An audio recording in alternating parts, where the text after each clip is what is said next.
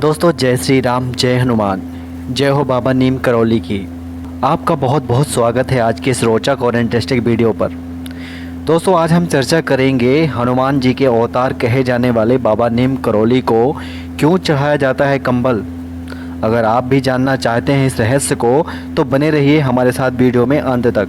दोस्तों नीम करौली धाम एक ऐसा धाम है जहां बड़ी बड़ी हस्तियां दर्शन के लिए जाती हैं। इसमें फेसबुक के फाउंडर मार्क जुकरबर्ग से लेकर एप्पल के को फाउंडर स्टीव जॉब्स भी शामिल हैं। दोस्तों उत्तराखंड के कैंची धाम में बाबा नीम करौली का आश्रम है जहां दुनिया भर से लोग अपनी मनोकामनाएं लेकर के आते हैं और ऐसा माना जाता है कि जो भक्त सच्ची श्रद्धा और विश्वास के साथ कैंची धाम में आते हैं उनकी सारी मनोकामनाएं पूर्ण होती हैं। बाबा नीम करौली अपने जीवन काल में ऐसे कई कारनामे कर चुके हैं जो किसी चमत्कार से कम नहीं है। लोग उन्हें हनुमान जी का परम भक्त मानते थे। वहीं कुछ लोगों का मानना था कि बाबा स्वयं हनुमान जी का अवतार हैं। उत्तराखंड के कैंची धाम में बाबा नीम करौली ने अपने जीवन का अधिकांश समय बिताया और आज वहां एक आश्रम है जहां देश दुनिया के कई बड़े दिग्गज दर्शनों के लिए आते हैं। आश्रम में लोग प्रसाद के तौर पर मिठाइयाँ, फल और पैसे ही नहीं बल्कि कंबल भी चढ़ाते हैं। कैंची धाम में कंबल चढ़ाने की ये परंपरा काफ़ी समय से चली आ रही है। आइए जानते हैं इस रहस्य को कि आखिर क्यों चढ़ाया जाता है कंबल। बाबा नीम करौली अपने सभी फोटो में वे कंबल ओढ़े नजर आते हैं। उनके आश्रम में लोग कंबल जरूर चढ़ाते हैं। नीम करौली बाबा के एक भक्त रिचर्ड अल्बर्ट ने अपनी किताब मिरेकल ऑफ लव में इस रहस्य से पर्दा उठाया है और बताया है कि क्यों कैंची धाम में कंबल चढ़ाए जाते हैं। रिचर्ड ने अपनी किताब में बताया कि फतेहगढ़ के एक बुजुर्ग दंपत्ति भी बाबा के परम भक्त थे। एक दिन अचानक बाबा उस दंपत्ति से मिलने उनके घर पहुंच गए और कहा कि आज रात मैं यहीं रुकने वाला हूं। जिसे सुनकर दंपत्ति बहुत खुश हुए। वे सोच रहे थे कि बाबा करौली जिनके धाम पर लोग जाते हैं और उनके दर्शन के लिए लालायित रहते हैं, वे स्वयं आज हमारे घर पे पधारे हैं। कितने खुशकिस्मत हैं हम।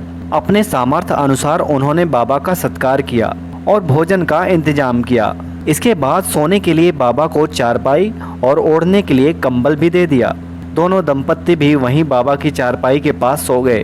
रात को दोनों दंपत्ति ने देखा कि बाबा कंबल ओढ़कर ऐसे कराह रहे थे जैसे कि उन्हें कोई कोड़े मार रहा हो। बाबा बहुत कराह रहे थे। दोनों दंपत्ति सोच में पड़े हुए थे कि क्या हो गया बाबा को। दोनों रात भर नहीं सोए। दोनों की रात बड़ी मुश्किल से गुजरी। सुबह उठकर बाबा ने कंबल लपेटकर उस दंपत्ति जोड़े को दे दिया और कहा कि इसे खोले बिना ही गंगा में प्रवाहित कर देना। उस दंपत्ति के मन में कई प्रश्न उठ रहे थे कि कंबल को खोलना नहीं है और इसको गंगा में प्रवाहित भी कर देना है, लेकिन बाबा ने कहा है तो इसे करना तो जरूर है। उस कंबल को जब उस व्यक्ति ने उठाया तो उसका वजन बहुत अधिक था।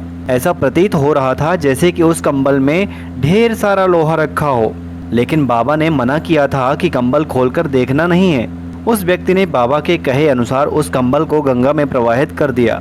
इसके एक महीने बाद दंपत्ति का इकलौता बेटा घर आया। दंपत्ति का बेटा ब्रिटिश फौज में सैनिक था और विश्व युद्ध के दौरान वह सेना में लड़ाई कर रहा था, जिसकी वजह से दंपत्ति बहुत ही चिंतित रहते थे। जब वह सकुशल घर लौट आया तो उसे देख करके माँ बाप की खुशी का ठिकाना नहीं रहा। बेटे ने बताया कि करीब एक महीने पहले युद्ध में उसके सभी साथी मारे गए और वह अकेला बच गया। उसने बताया कि जब दुश्मन गोलीबारी कर रहे थे तो मुझे एक भी गोली नहीं लगी। दंपत्ति को याद आया कि एक महीने पहले बाबा नीम करौली उनके घर पर रुके थे और रात भर कराह रहे थे। वे समझ गए कि बाबा के चमत्कार की वजह से ही आज हमारा बेटा सकुशल वापस लौट आया है। कहते हैं कि तभी कैंची धाम में बाबा के भक्त उन्हें कंबल चढ़ाते हैं और प्रार्थना करते हैं कि जीवन के सभी कष्ट दूर हो जाएं। दोस्तों ऐसी मान्यता है कि नीम करौली धाम में जो व्यक्ति कंबल चढ़ाता है बाबा उनके बल को कम नहीं पड़ने देते हैं। दोस्तों नीम करौली धाम में बाबा जी के बहुत सारे ऐसे अद्भुत चमत्कार हैं जिनको नहीं सुनाया जा सकता। अगर मैं सुनाने बैठ जाऊं तो कभी सुना ही नहीं पाऊंगा। दोस्तों ये छोटा सा किस्सा था बाबा के चमत्कार का। आपको कैसा लगा? दोस्तों वीडियो अगर पसंद आया तो वीडियो को लाइक कर लीजिएगा और ऐसे ही रोचक और इंटरेस्टिंग वीडियो देखने के लिए हमारे चैनल को सब्सक्राइब जरूर करें। तो दोस्तों जय श्री राम, जय हनुमान और जय हो बाबा नीम करौली की।